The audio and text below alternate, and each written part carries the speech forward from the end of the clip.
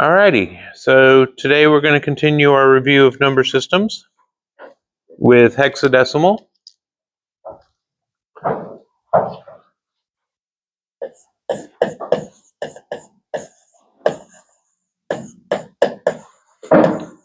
Which is base 16. And as such, it has 16 symbols. The conventional decimal symbols,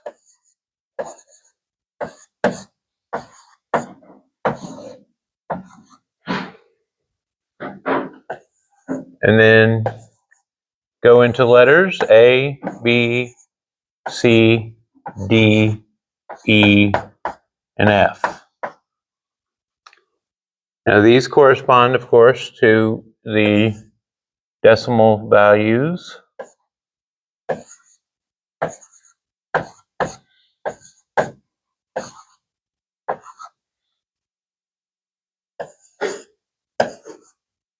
And the letters correspond to 10 through 15.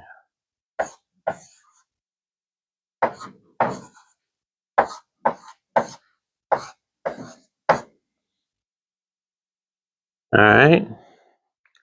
You can, this is just, like I said, a review of from Digital Logic.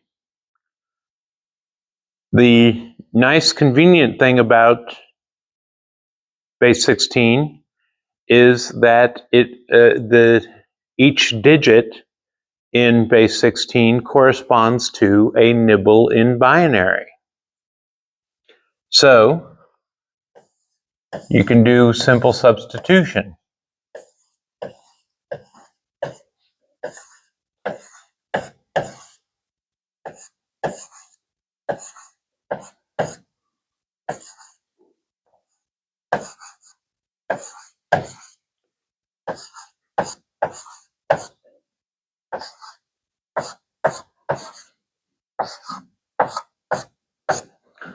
And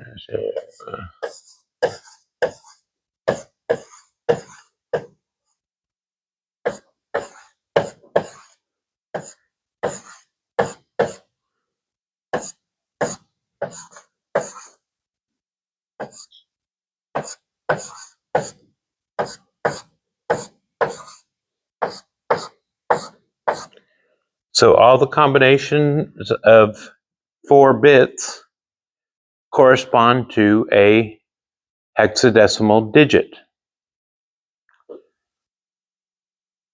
So converting between binary and hexadecimal is very straightforward. For every 4 bits of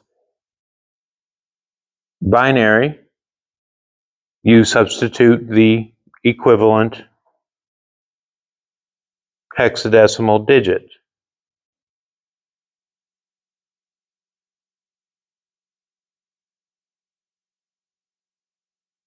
Nice thing about hexadecimal is if you have a large number, it takes fewer digits to represent that number in hexadecimal than it does in binary or decimal. So hexadecimal is often used to represent memory addresses because memory addresses can get quite large. A 64-bit addressing scheme, like in most modern computers, obviously from the name, it uses 64 bits to do the addressing. 64 binary digits. In base 16, it would only be 16 hexadecimal digits to represent the memory address. A byte is typically made up of 2 hexadecimal digits rather than 8 bits. So it is a lot more compact way of representing numbers. This little chart here is something that you should make note of for doing number conversions later on.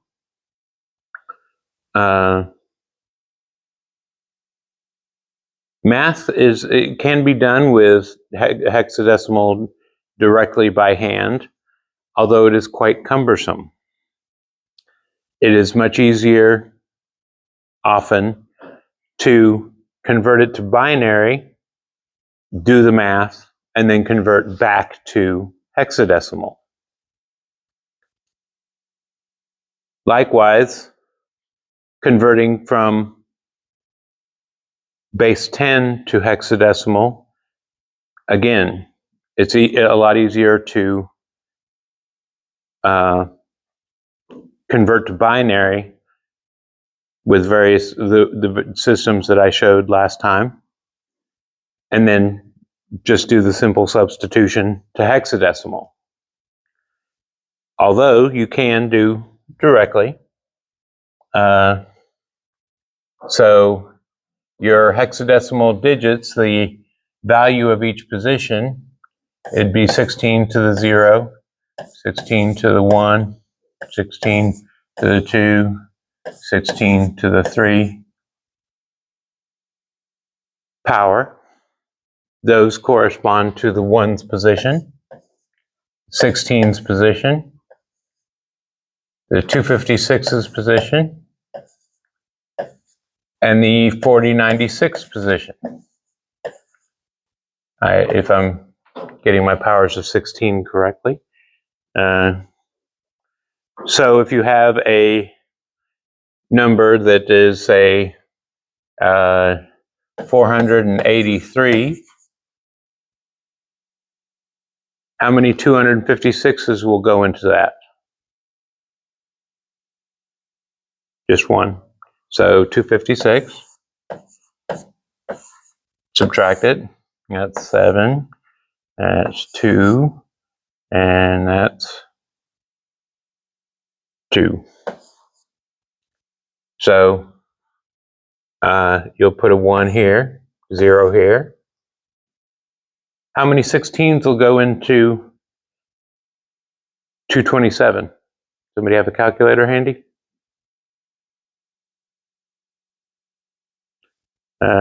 10 would be 160. Somebody have a calculator? Yeah. How many 16s will go into 227? 14, which is in hexadecimal E.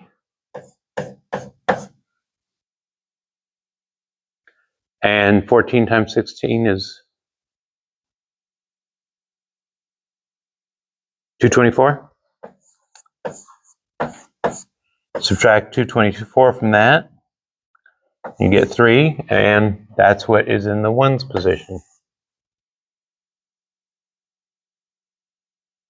So it's a little bit more cumbersome to do this in directly from base 10 to base 16 directly. It is doable, and likewise you can, since we have the numbers already here, you do 3 times 1 is 3, 14 times 16 is 224, and 1 times 256 is 256. Add those together, and then you get your 483 base 10.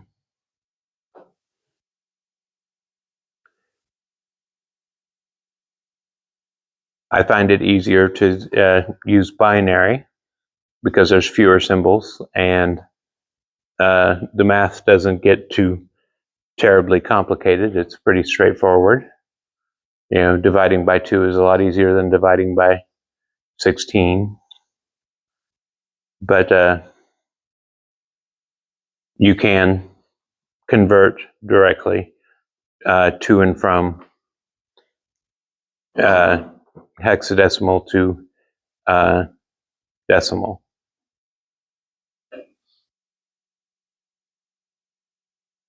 Doing math, addition, and all that sort of stuff is possible with base 16 as well. The same rules apply. So say you have 3a plus 4b. What's a plus b?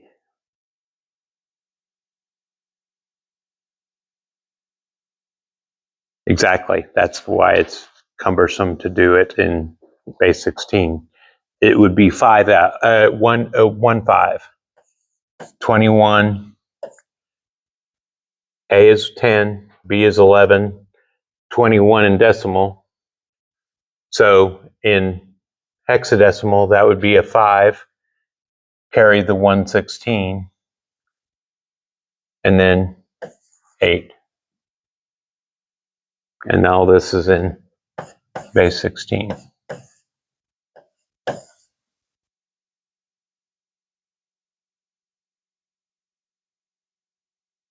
See, it's kind of cumbersome to do it in base 16. It's, you have to remember what is a plus c in base 16. The math is just a little bit more cumbersome to do it by hand. So rather, you would just do 0, 0, 1, 1. A is 1, 0, 1, 0. And 4 would be 0, 1, 0, 0. B is 1, 0, 1, 1. Add that together. You get 1, 1, 1, 1, 0, 1, 0, 1, 0, 1, 0, 1. And then convert that back to hexadecimal. Get 8, 5.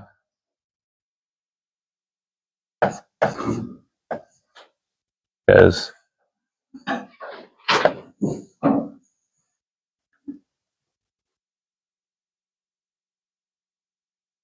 see, a lot easier to add 1 and 1 together, or 1, 1, and 1 together, than it is to add letters that you haven't been adding together letters, since second grade. So it is doable to do the math directly in base 16, but it is often easier to convert to binary and then back to do the math, then back to hexadecimal. Numbers. Even like right there, that's 7 binary. But no, it's I want to talk about what you did base 16. You added binary. Oh, okay. Oh, I carried a 1 when I shouldn't have. There we go. Yeah, I carried a 1 when I shouldn't have. It would have been 1, and it's 0, carry the 1. 1 and 1 is 2, which is 0, carry the 1. Yeah, thank you for pointing that out. Which leads to another important lesson. Not necessarily for this class, but life in general.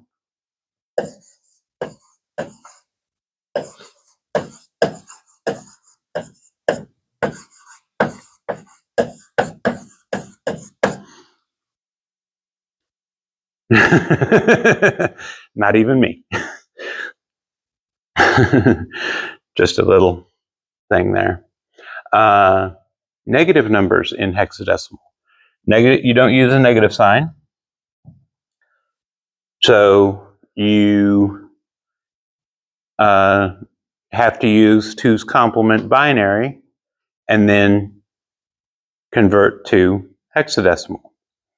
So say you have negative 49, you would convert that to to binary, which is, let's see here, 32.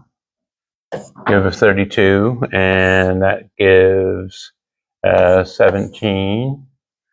That's a 1 for a 16, and then a 1. And so no 8, no 4, no 2s, and then a 1. Right? Sound about right? Okay. So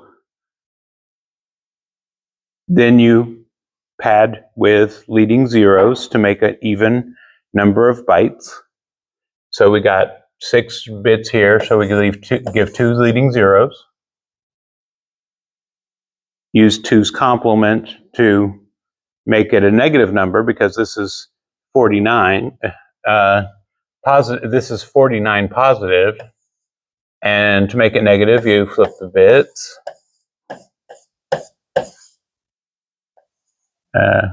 Add 1. And then 1, 1, 0, 0, 1, 1, 1, 1. And that's your 2's complement. And then you do the conversion from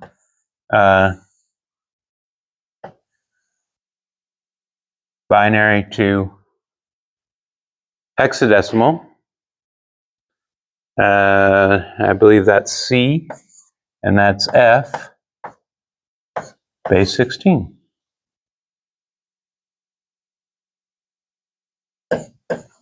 So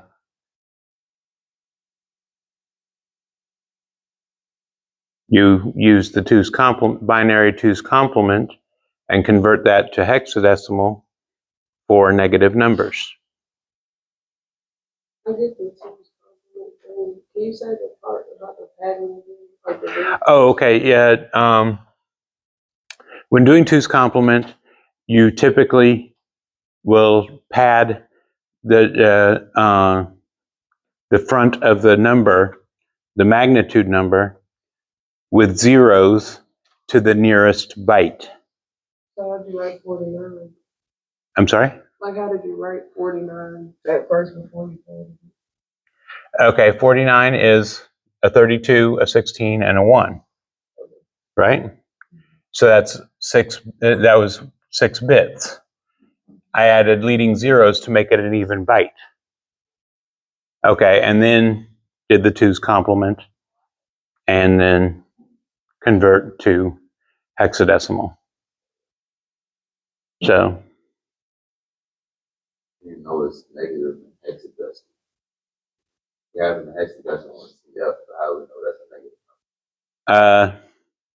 you would convert it to binary. If it has a leading 1 here, it's a negative number. Yeah. There's no real way to, well, I guess you could say if the first digit is 8 or more, 8, 9, A, B, C, D, E, or F, then the most significant bit is going to be a 1. So with 2's complement, 8 bits, you're going to have you have 0 up to 7F and negative down to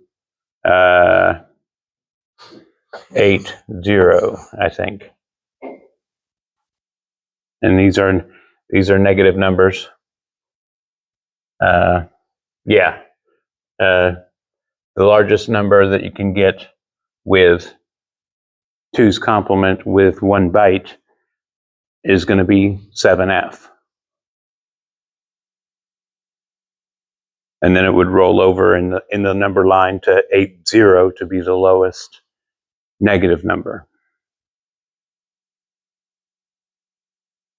Mm-hmm. So technically this would be 0, 0. Now we are going to be using hexadecimal numbers quite a bit for memory addressing in the assembly programming section of the course this semester.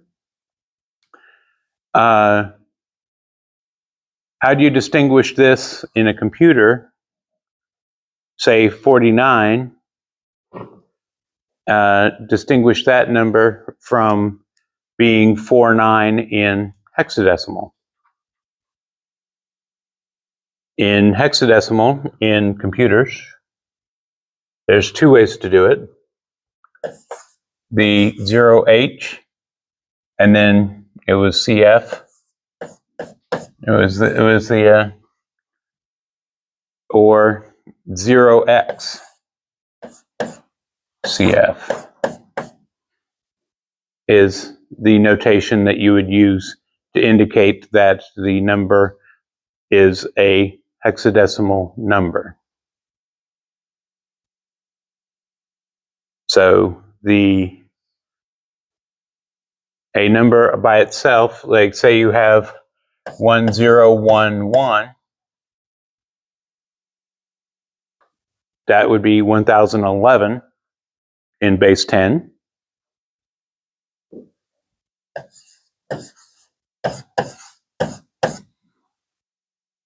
Zero B 1011 would be a binary number.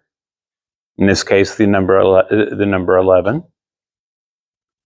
And then 0x, which is what I prefer over 0h, 0x 1011 would be 1011 in hexadecimal. So different notations to avoid ambiguity in the computer, in the processor, or more accurately, the assembler that we will be using. So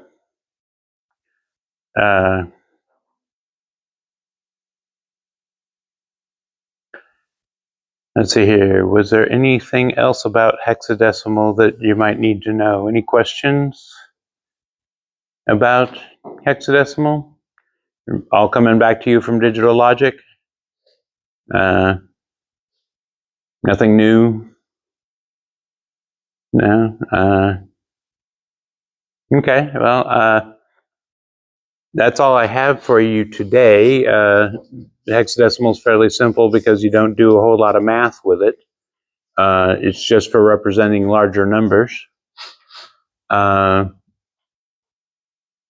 Monday we have no class, Martin Luther King Day. Wednesday we'll start a digital logic review, and we'll review the basic digital logic, the gates, that sort of thing. And then we're going to have the following week a little quiz on the review sections that we've covered. So that's the schedule for the next couple of weeks. In the meantime, have a good day, have a good weekend. See you on Wednesday.